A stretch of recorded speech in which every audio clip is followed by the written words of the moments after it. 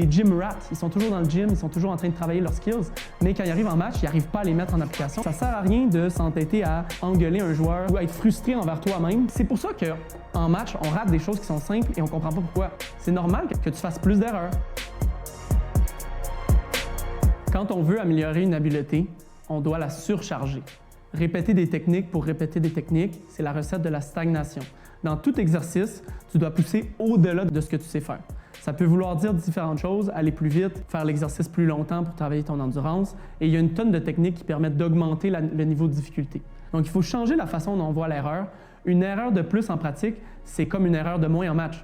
Parce que si tu ne fais pas ces erreurs-là en pratique, quand le match va arriver, tu vas être soumis à des conditions nouvelles, à un niveau de difficulté nouveau, et tu n'y arriveras pas. En match, on veut rester dans les choses qu'on sait, qu'on maîtrise déjà pour limiter le nombre d'erreurs, parce qu'on veut bien performer et on veut aider notre équipe.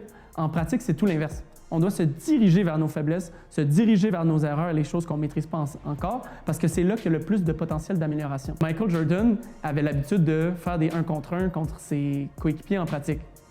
Évidemment, étant sinon le meilleur joueur de tous les temps, il était plus fort qu'eux. Mais il trouvait quand même le moyen de se donner des défis et de repousser ses limites à l'intérieur de ça, parce qu'il se donnait ses propres contraintes. Une certaine journée, ce joueur-là, je vais le battre en utilisant seulement ma main gauche. Ou ce joueur-là, je vais le battre en utilisant seulement un pull-up renversé. Il augmentait le niveau de difficulté artificiellement pour se forcer à faire des erreurs, se forcer à faire face à du défi, à relever ce défi-là et en ressortir plus fort. Il existe plusieurs façons de se donner des défis en pratique et d'aller vers les choses qui sont des faiblesses. La première, celle que les gens connaissent le plus, c'est la vitesse. Plus tu vas aller vite, plus ça va être difficile de garder le contrôle. Et ça, on va vouloir garder ça en tête quand on entraîne notre maniement de ballon, mais aussi dans nos mouvements, que ce soit en défense, que ce soit en attaque ou en finition au panier. On veut toujours aller chercher le plus de vitesse possible parce que ça va nous forcer à développer le contrôle qui va nous être utile à la vitesse de match. Mais ce n'est pas la seule chose. Il y a aussi les perturbations. Et ça peut être le contact d'un défenseur. Seulement la présence d'un défenseur fait que j'ai peur de ce qu'il peut faire et ça vient brouiller un peu ma capacité d'exécuter mes techniques. Donc, je dois m'exposer à ça en pratique autant que possible pour que quand ça arrive en match, quand il y a une contestation défensive, quand il y a un bump de la part d'un défenseur, ça ne vienne pas me faire perdre le contrôle. Ensuite, il y a aussi la nouveauté. C'est sûr que c'est plus difficile de garder le contrôle quand tu te retrouves dans une position où tu n'as aucun repère. Quand tu n'as pas des repères que tu as acquis à travers la pratique. C'est la raison pour laquelle, en pratique, on veut toujours s'exposer à des nouvelles choses. On veut toujours explorer, aller plus loin dans nos capacités à contrôler le ballon, à bouger notre corps. On a ensuite la complexité, le fait qu'il est plus facile de réussir une technique individuelle plutôt que d'en réussir 4 d'affilée. Quand tu pourrais maîtriser la technique numéro 1, la technique numéro 2, la technique numéro 3, mais quand en match, on te demande de les faire une après l'autre, sans répit, sans arrêt, tout d'un coup, ça devient plus difficile, tu perds tes repères un petit peu et là, tu fais plus d'erreurs. Donc, à un certain point, en pratique, on va vouloir challenger le niveau de complexité pour que lorsque le match nous demande de réagir et d'enchaîner différentes techniques, on ne perde pas nos moyens. Ensuite, on pourrait rajouter la pression psychologique. Et ça, c'est quelque chose qu'on oublie souvent, c'est que même le lay-up le plus simple, lorsqu'il nous fait peur parce qu'on est face à une foule, on est face à nos coachs, nos coéquipiers, et là, le résultat est important. Même cette chose-là simple devient moins assurée.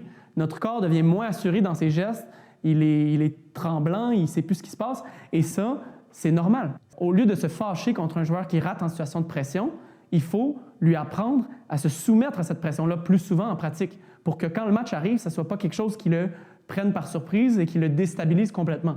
On a aussi la fatigue.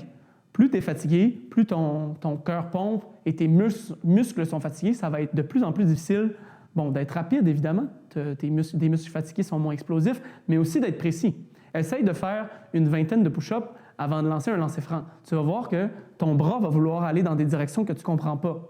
Mais ça, c'est encore une fois, c'est quelque chose de normal. Ça ne sert à rien de s'entêter à engueuler un joueur qui rate au 4e quart ou à être frustré envers toi-même parce que tu rates au 4e quart si tu t'es jamais préparé à faire face à la fatigue.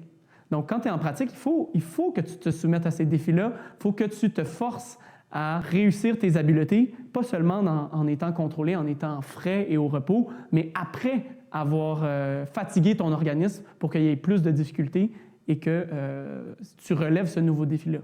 On a évidemment la précision.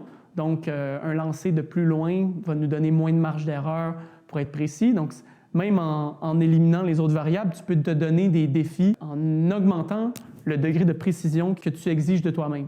Par exemple, tu fais des lancers, au lieu de viser que seulement la balle rentre dans l'anneau, tu peux te forcer à viser que des swishs. Et là, ça augmente la pression psychologique un petit peu et ça nécessite un niveau d'exécution dans tes gestes qui est supérieur. Et le dernier, qu'on oublie souvent, c'est le fait que le jeu est chaotique. Le jeu est imprévisible. Donc, une technique que tu sais d'avance, que tu t'apprêtes à la réaliser, va être beaucoup plus facile que s'il faut que tu réagisses sur le vif au dernier moment pour l'exécuter. Parce que dans le premier cas, ton cerveau est d'une certaine façon déjà préparé, il sait ce qui s'en vient, il est presque déjà en train de le pratiquer, puis tu fais juste l'exécuter. Puis là, dans le deuxième, tu es au milieu du jeu, les choses arrivent par surprise, tu ne peux pas les prédire, et là, tout d'un coup, il faut que tu sortes de ton sac une technique.